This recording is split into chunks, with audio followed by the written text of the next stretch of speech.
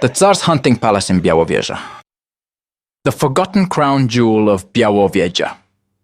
The majestic palace that once stood in Białowieża graced the landscape for nearly 7 decades. Had it not been dismantled in 1961, today it would likely shine as one of northeastern Poland's premier heritage sites. Tragically, despite enduring the destruction of war, this architectural treasure did not survive peacetime politics. It was Tsar Alexander II who first curtailed the royal bison hunts, launching efforts to rebuild the local wildlife population. From 1864, deer were imported from Germany to repopulate the area. Yet the Tsar himself hunted there only once, in 1860. In 1886, during maneuvers in Wysoki Litewski, Alexander III voiced his desire to experience Białowieża's wilderness. 2 years later, a decree officially made the Białowieża forest the private domain of the Russian royal family, traded for lands in the provinces of Oryol and Simbirsk. Ostensibly, the decision aimed to ensure proper protection of the bison, but in truth, the forest was being positioned among the crown's elite hunting retreats, alongside Spawa, Skierniewice, Gatchina, and Crimea. The transformation happened swiftly. The forest was readied for royal-scale expeditions, and plans emerged for a proper residence to host noble guests and their entourages. Alexander III commissioned a grand hunting lodge in Białowieża village, anchoring its place in Russian imperial history. In August 1894, Alexander III arrived with his family and entourage for what would be his last hunt. Gravely ill, he endured an agonizing carriage ride from Hajnówka. The new palace failed to impress, so much so that the Tsar chose instead to stay at the older governor's residence previously used by Alexander II. Though the 8-day hunt proceeded, it did so under a somber cloud. Observers noted the Tsar's frailty. Their fears were confirmed when, 2 months later, Alexander III died in Livadia, succumbing to edema.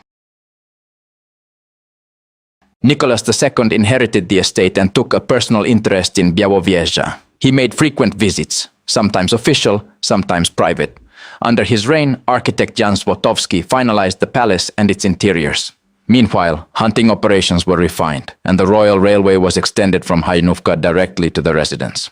Before the Tsar's 1897 arrival, the palace park was landscaped, a chapel consecrated, roads repaired, and local services trained. His stop in Warsaw on August 19th marked his first visit to the Vistula's banks. Days later, he reviewed military exercises near Białystok and visited its Orthodox cathedral. The royal train reached Białowieża on August 27th. The imperial train caused a stir along its route. Spanning 220 meters, it boasted 11 cars, sleeping quarters, lounges, kitchens, offices, and baggage wagons. Heated by steam and lit electrically, it was the epitome of luxury. Białowieża's imperial platform, over 300 meters from the palace, was a spectacle in itself. Its wings formed a square with a domed central hall topped by the imperial crown. For each arrival, the site was adorned with greenery, flags, carpets, and floral emblems crafted by Warsaw gardeners. The palace served dual roles. It hosted autumn hunts and provided the Tsar a family sanctuary. This mix gave rise to a residence both opulent and intimate. The eclectic architecture housed an array of personal items, hunting trophies, and decorative details. The estate spanned the romantic parkland with ponds, bridges, swans, and islets. Structures included stables for 40 horses, guest quarters, a marshal's house, bakery, ice house, electric plant, and telephone exchange.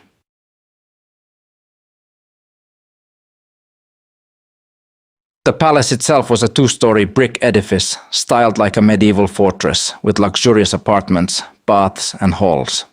Tourist visits were allowed in the Tsar's absence, though only with special permission. Imported Portland cement and local timber shaped the palace. Wood was aged and soaked to enhance its hues. Ceilings and walls featured birch, oak, elm, maple, and more.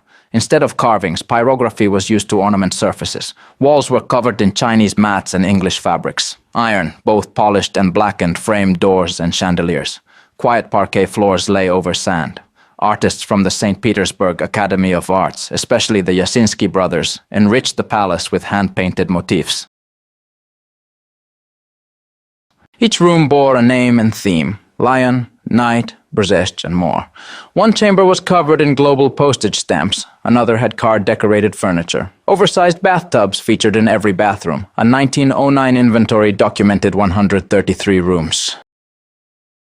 Near the entrance, walking sticks and umbrellas rested beside walls adorned with elk medallions and a guardian angel icon. The main stairs were carpeted in velvet. The guest salon featured antler decor and a Smolensk photo album. The palace's heart was its dining room. It showcased hunting trophies, birch-framed photographs, and chandeliers of copper. A 10-meter table, flanked by 30 carved chairs with green leather seats, dominated the room. The Tsar's own chair stood taller, crowned with a royal emblem. The billiard room, panelled in oak, offered a table from England's Frenberg firm, chess sets, and a fireplace. Sculptures and albums added a cultured air. The royal salon featured Persian rugs, an ornate piano, nickel fixtures, and crystal chandeliers. The palace included a sewer system and water supply network, serving even leisure rooms. Some blinds operated via spring mechanism. Every room bore icons. Designed by Valery Cronenberg, the English-style park still exists. In 1895, an Orthodox chapel was blessed.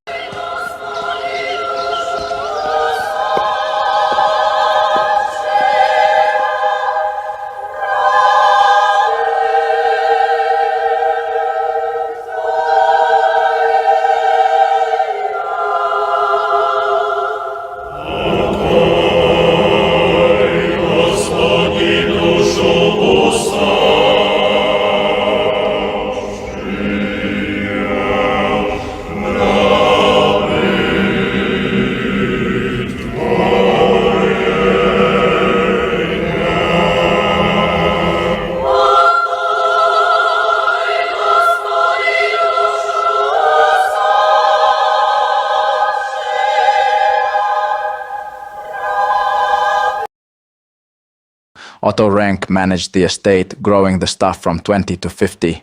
A forest museum was founded in 1914, featuring natural and archaeological exhibits.